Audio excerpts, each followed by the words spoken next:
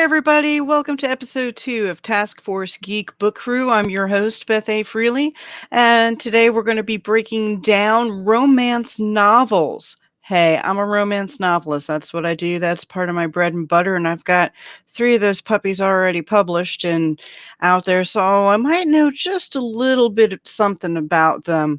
I had the opportunity on the 14th to spend the day at Delightfully Dirty in Dallas author event, and it was a great gathering of more than 50 romance authors, including myself. And I had the opportunity to stop and talk with some of the other authors and kind of exchange notes and ideas and, you know, talk about techniques and how we write our characters and how we write our stories. And as I walked around the conference room before all of the readers showed up, I got a really good look at what my fellow romance authors are actually writing. And I came to 2 conclusions. Number 1, I need to turn up the heat in some of my novels. Apparently, I'm not quite as steamy as I thought I was, which is fine. Writing love scenes has always been not necessarily a problem for me, but, I'm sometimes still giggle like a 12-year-old girl when I write them, you know? And the other thing that I noticed was there is pretty much a romance subgenre for just about everything. And today we're gonna break that down a little bit. Um, let's take a look at how romance novels kind of work and the different subgenres that you will find them in. See, there's a subgenre for that. And that's just about every romance novel out there. You're going to find something interesting, something that's going to appeal to everyone. Now, while subgenres of romance novels tend to cross, you can have a historical romance with a vampire. These 10 subgenres that I have listed here seem to be the ones that everyone is talking about. They seem to be the most popular of these genres, and the ones that you can find in your local Barnes& and Noble. I know I saw at least 7 of these 10 subgenres as I made my way around the room at the author event, and some of these subgenres are self-explanatory, some might need a little more explanation. Let's take a look and see where they land in the overall fiction writing scheme of things.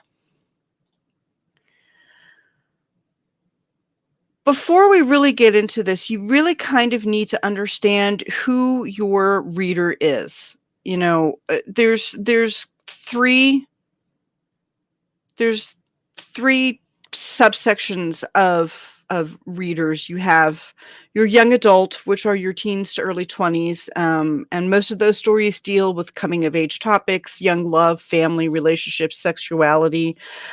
These books are not new. A lot of people think young adult novels are new, but they're not. This genre of fiction has been around since the 1930s when Laura Ingalls Wilder wrote her first Little House on the Prairie book. All of you are probably familiar with Little House on the Prairie. We all probably watched the TV show growing up or are watching it still in reruns on some channel at this point. In the 1980s, we had an influx of young adult books by authors like S.E. Hinton and Judy Blume. I remember one of the first young adult romance novels I ever read as a teen in the 80s was Judy Blume's Forever. And it was a very controversial novel at the time because of the sexual content. This was a book designed for young women in their, early teens. And while I don't remember the love scene in the book being quite as explicit as what I write today, I remember it was pretty steamy and pretty racy at the time. It was my first experience reading a love scene as, as a reader, and I remember it being pretty interesting and pretty hot at the time. New adults, which are your readers ages 18 to 30, they like stories that are a bit more explicit and have characters that are starting to come into their own as individuals, as, we do at that age. We're still or, we're coming out of high school, going into college, we've moved out on our own, we're finding our independence. Um, New adult novels kind of hit the scene around 2009, but to be honest, it was probably present way before then in one form or another. It may not have been called new adult at the time, but that's probably what these books were. Again, these are the stories dealing with characters that are in college, finding their adult identity, making career choices, going through some sort of education and their first jobs and exploring their sexuality. Um, a lot of new adult fiction can be found on places like Wattpad or Archive of Their Own, fanfiction.net.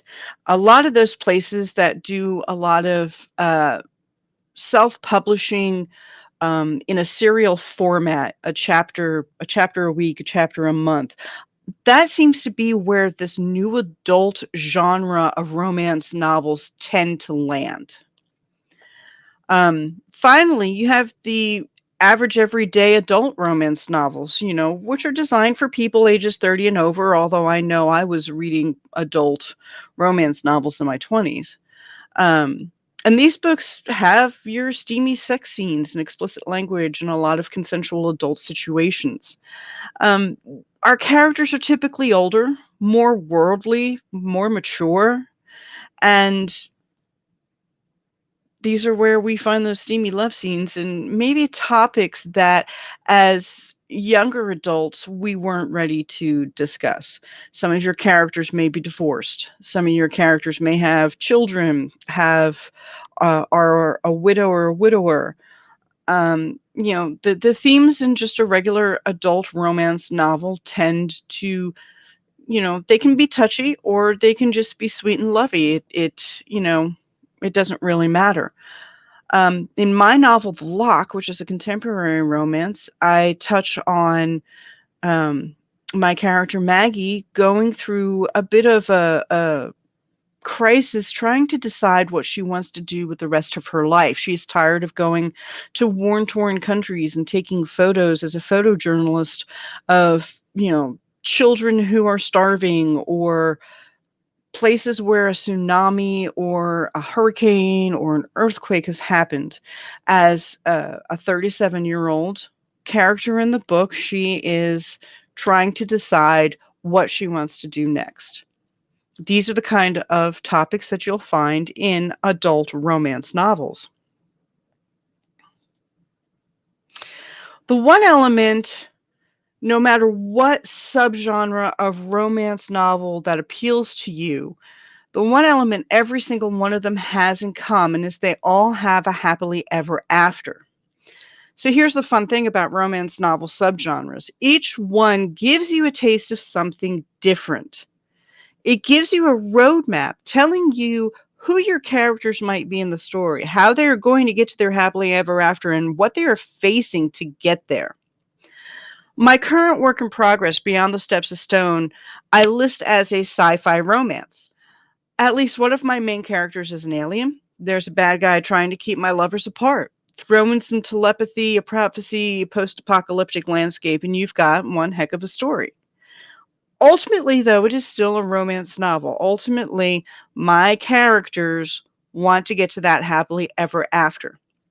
That is something you need to remember when you're looking at novels, when you're looking at romance novels. Does it have a happily ever after?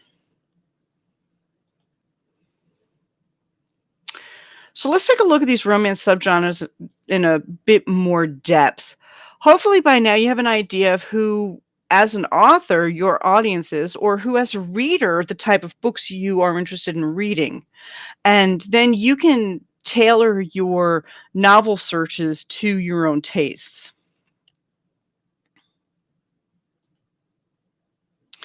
We're going to start with two of the most well-known subgenres of romance novel, which is historical romance and Regency romance. Historical romances, as you can see, are set before the 1950s, have a lot of research done in order to build the world that the novel takes place in. There could be multiple steamy love scenes. There could be one or two. There may not be any. And most historical romance novels fall on the PG-13 to rated R scales. Now, historical romance novels can encompass anything from ancient Egypt to World War II. Authors tend to put a lot of time researching the period they are writing about in order to make sure that the setting and dialogue and the characters themselves, how they dress, how they act, what they eat, is accurate. My co-authored novel, The Legend of Captain St. Pierre, it is a historical romance that takes place during the last days of the golden age of piracy, so, late 1700s. I did a lot of research of what the women dressed like, what the men dressed like. For me, a lot of the research went into being able to name the parts of the pirate ship.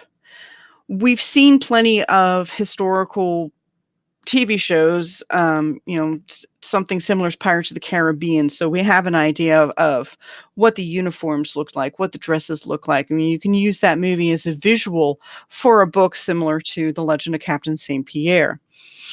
That is where a lot of the research for that particular book went into place. Also, one of the other things that went into place when writing that novel was making sure where it took place, which is obviously in the Caribbean, still existed. There are islands and cities that once existed in the Caribbean that have long since been destroyed due to hurricanes or other natural disasters that occurred at the time, and they no longer exist.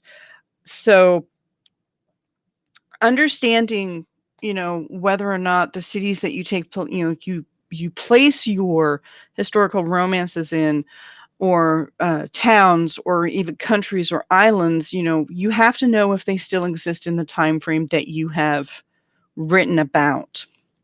So the big thing with historical romances is that you need to do your research. Regency romances are, in their own way, could be a subgenre of historical romance. They tend to stand alone, though,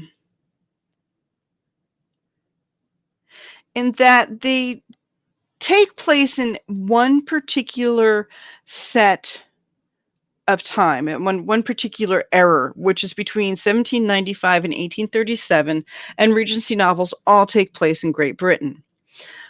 These novels focus on the societal classes and what is known as the ton, which is the upper class, who are very influential.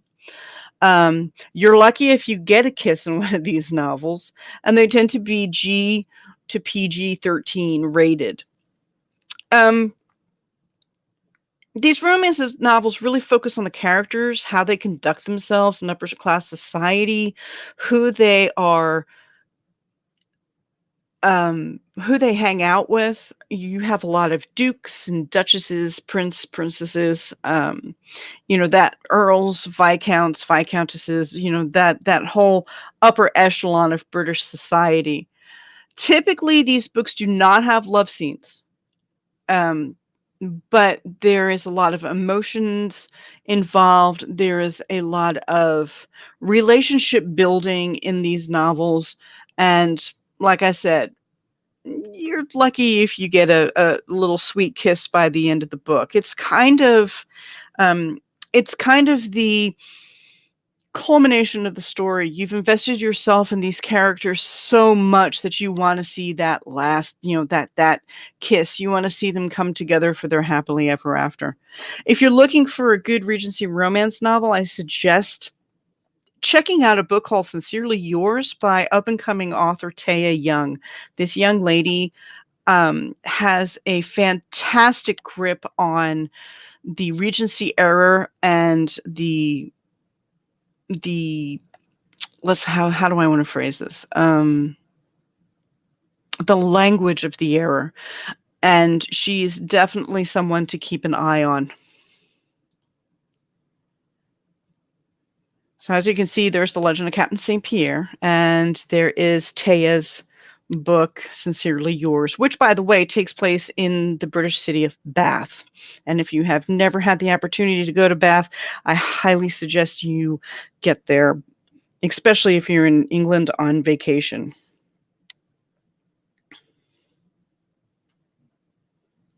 Now, moving on to the next two subgenres, we have contemporary romance and sci-fi fantasy romance. Contemporary romance is anything set after the 1950s that deals with modern day problems, society, and themes. These are romances typically that take place today. Um, they can be humorous to heart-wrenching and everything in between. The love scenes range from sweet to steamy and tend to be PG-13 or rated R.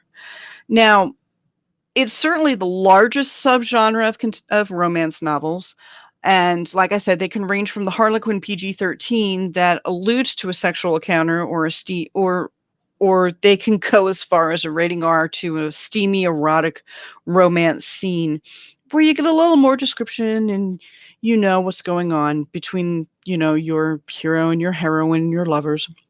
The key point is that these novels take place in the modern day and deal with current topics. Two of the authors that I met at the event, Audrey Ravine and Avery Kingston, they both write contemporary novels that cover some pretty deep topics while still finding their happily ever after. One of Audrey Ravine's novels, it's called Healing Scars. It covers a character who has PTSD and an injury that forced him to retire from the army. So you can see the kind of topics that many of these books cover. Avery Kingston has a series out about firefighters, which I'm looking very forward to reading. How they deal with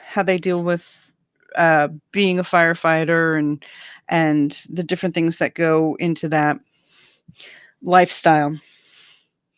Now, for sci-fi, fantasy, and romance, these novels are typically set in the future in a fantasy world. Okay, there's a lot of world building involved in a sci-fi, fantasy, romance novel.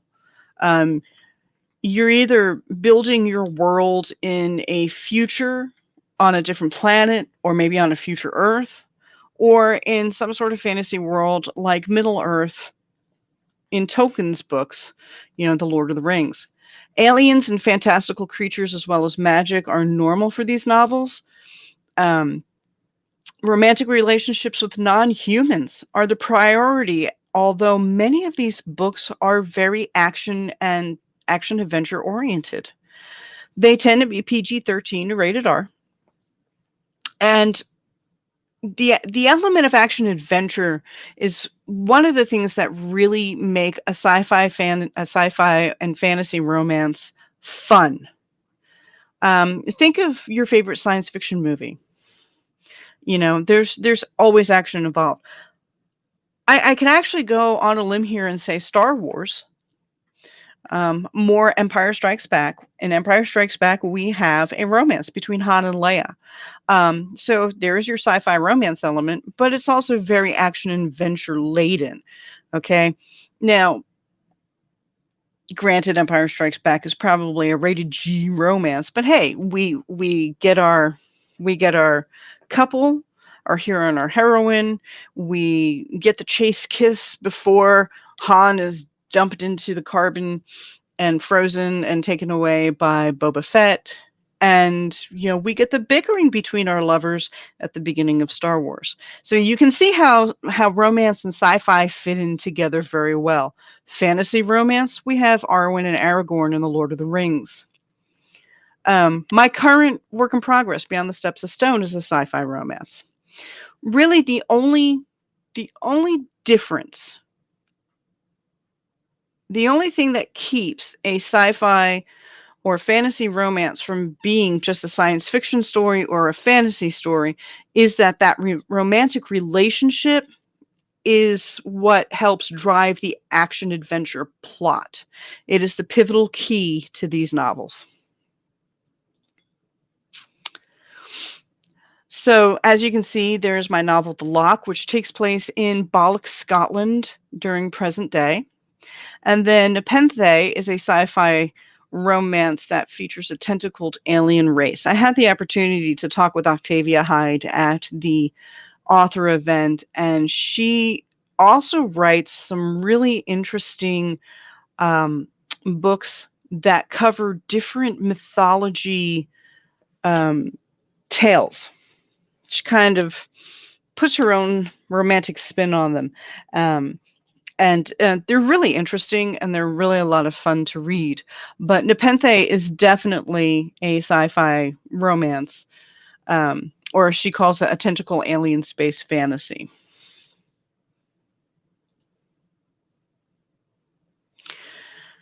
Now, a lot of people will lump paranormal romance in with sci-fi and fantasy romance, but I like to look at it as a separate subgenre of romance. These are set typically in today's world with supernatural beings that may or may not be known to the public. This subgenre covers your vampires, your werewolves, demons, angels, etc., that take a human lover. Most of the romantic relationships are with non-humans, and they are, again, the priority of the story, although action adventure is prevalent. PG-13 to R. There's probably some out there, honestly, that cross that R line. But they take place in today's world. That's the big thing to remember. I'm not saying that you can't have a paranormal romance that takes place in the past. You can, but typically you will find these in today's setting. Erotic romance is not what you think. This is not erotica, okay? This is erotic romance.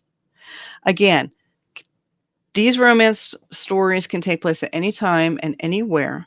The sexual interaction is the key to the relationship's progression through the novel. It is actually part of the novel. The characters are always well developed, and the plots are always ones that you want to read about, things that draw you in.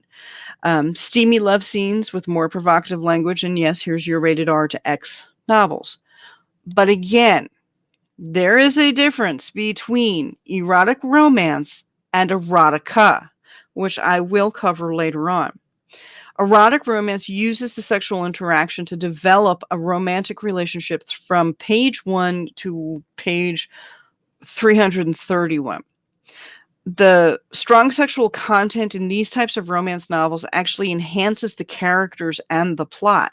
It's part of it. It's not it is not the plot.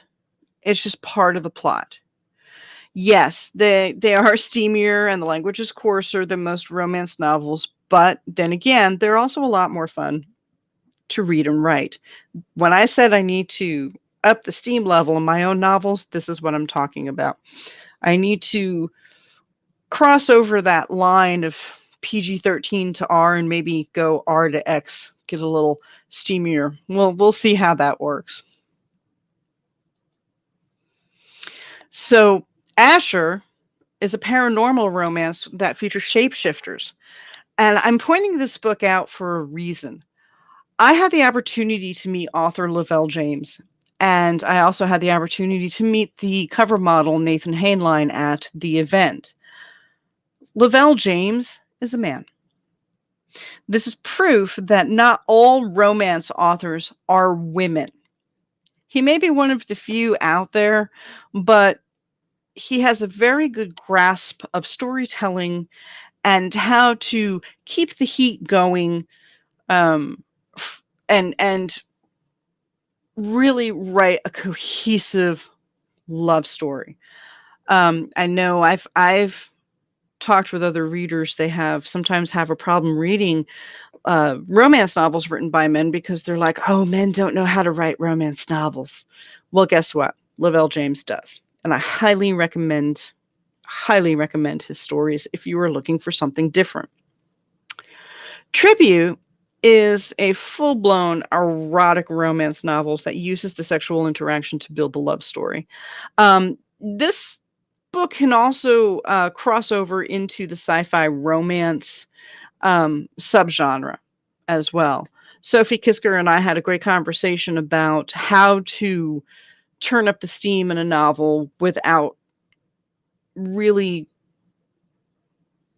hurting the storyline, how to pull that steam up and bring that sexual encounter between your characters to life. And it was a fantastic conversation that we had, and some of the things that we talked about I am hoping to be able to put into play with Beyond the Steps of Stone.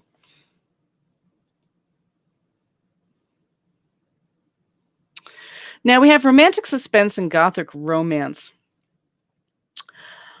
I'm going to start with gothic romance because this is a subgenre we don't see very often anymore. This was a subgenre that was very much prevalent in the Victorian times. Um, they're always dark and moody. Hey, who doesn't like a brooding hero or heroine?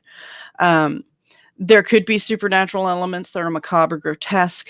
The humor tends to be dark and angsty, very palpable, and they tend to run on the PG-13 to rated R scale. Now, an example of a gothic romance would be Wuthering Heights. Pick a Jane Austen novel. Oscar Wilde's The Picture of Dorian Gray. There are still some authors out there that write gothic romance novels. My first book, Behind the Eyes of Dorian Gray, could actually be considered a gothic romance because it touches on each of those features. I have a brooding hero. I have a supernatural element with Dorian being a ghost. The humor is kind of dark and angsty. There's magic involved. If you can find an author that's currently writing gothic romance and you like that style, more power to you. Romantic suspense has sort of taken over as the subgenre for gothic romance. Whereas gothic romance can actually take place in any setting, romantic suspense typically takes place in modern day, and they have elements of a mystery and a thriller. Imagine this being your CIS or NCIS of novels. That's what a romantic suspense is. The relationship is in jeopardy from something, a crime, drugs, kidnapping, something that you would normally see in a crime drama show. They're typically serious, but if you have a writer who has a bit of a warped sense of humor, you could get a romantic suspense novel that's also kind of funny. It depends on how they use the humor to continue the flow of the story. And again, these tend to be PG to R. I'm a big fan of Christine Feehan, and if you know who this author is, then you will recognize Shadow Games and the series that follows it. These are definitely romantic suspense. In this particular case, we have a military aspect that's helped driving the story forward as compared to maybe a crime suspect or a crime scene forensics team or something like that. And then, of course, there's my novel Behind the Eyes of Dorian Gray, which has a lot of the same gothic elements in it that Oscar Wilde had in his story. At least I tried to keep them there, as far as, the supernatural painting and Dorian himself as a ghost. And last but not least are the two final subgenres of romance novels that I want to talk to you about. Now, I have not read a lot of inspirational or young adult romance. Inspirational novels really tend to rely on plot elements that have to do with the faith or the belief of the characters. Something happens to shake that belief, and the happily ever after usually comes when that belief or faith is restored and they find their true love. Like Regency novels, these novels tend to have chaste kisses and maybe allude to a romantic rendezvous as compared to spelling them out like in some of the other novels that we've talked about. And again, the last young adult romance novel that I read was Forever by Judy Blume. It still is an influential book today, touching on the subjects of coming of age, discovering one's sexuality, and the heartbreak of a first love. Now, one thing we need to think about when it comes to young adult romance novels today is also the LGBTQ plus scene. A lot of young adult romance novels today are coming out and touching on the topics that go with the LGBTQ community. We have, instead of a boy-girl relationship, we have a boy-boy or a girl-girl. And these books are important because our young adults need to be able to read things that they relate to, especially as they are looking, to discover their own sexuality and how they're going to move through this world. They need books that touch on these topics. And I encourage anyone who is a writer to definitely look into helping move that positive message along. Any message for a young adult, any coming of age or other standard young adult tropes, especially dealing with empowerment and, like I said, coming of age, sexuality, heartbreak of the first love. These books need to be positive and remind our young adults that are our future, that things do get better. If you like inspirational romance, Janet Oki, I know, is a very popular inspirational romance author. I know a lot of her books also tend to be historical. I'm not very sure how modern day her books are, or if she has any that are more of a modern day feel. Red, White, and Royal Blue. It touches on the young adult theme of discovering oneself and one's sexuality. The book by Casey McQuiston is about a prince and the son of the president becoming friends and finding out that they like each other a whole heck of a lot more, and how they deal with it. It looked to be a pretty good book. I might actually check it out. If I do, I'll let you know how I liked it. Now, I know you're asking, where does erotica fit in? Unlike erotic romance, erotica focuses on sex as the center of the story. They focus on the sexual act itself and uses language that some readers could find offensive. Now, erotica typically doesn't care if there's a happily ever after or not, or if there's even a love interest in the story. It is about the sexual act. If you're a fan of E.L. James's 50 Shades series, then you have actually read what is considered erotica. Erotica has multiple sex scenes that are usually very descriptive. They are the center of the story as compared to the relationship between the characters or the overall larger plot. Erotica is not for everyone. It can cover topics that many readers may find disturbing, or even taboo. These books are definitely for mature audiences only.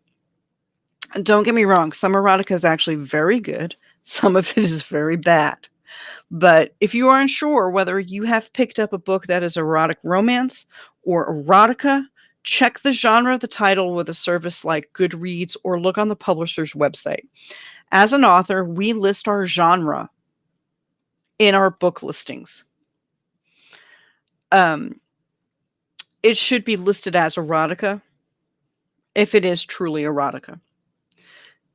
You may discover some that are not listed correctly, and I apologize for that as an author now. But remember, if you're reading the novel and it's focusing more on the sexual act than the overall story, the overall love story, the overall romance, then more than likely you've picked up a book that is erotica and not an erotic romance. Sometimes the lines are blurred. I'm going to warn you about that. Remember, sometimes the lines are blurred.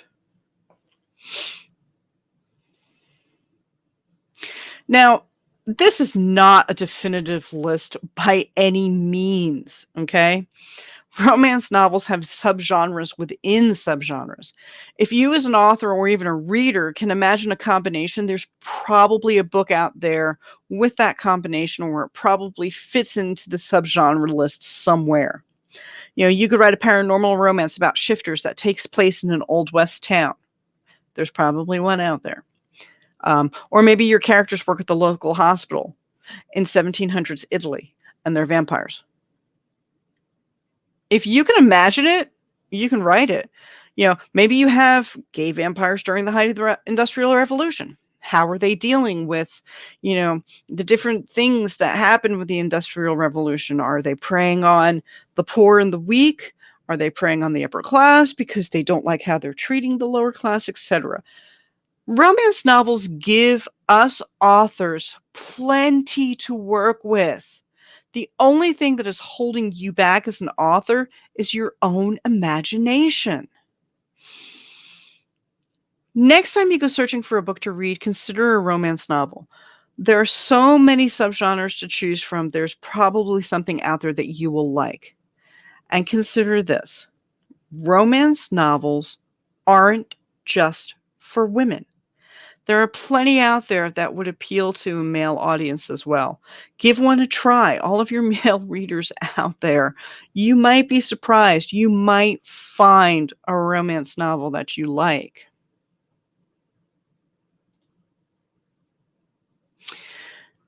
If you find a romance novel that you just want everybody to know about, drop me an email at bethafreely@gmail.com, and I'll mention it on the next show.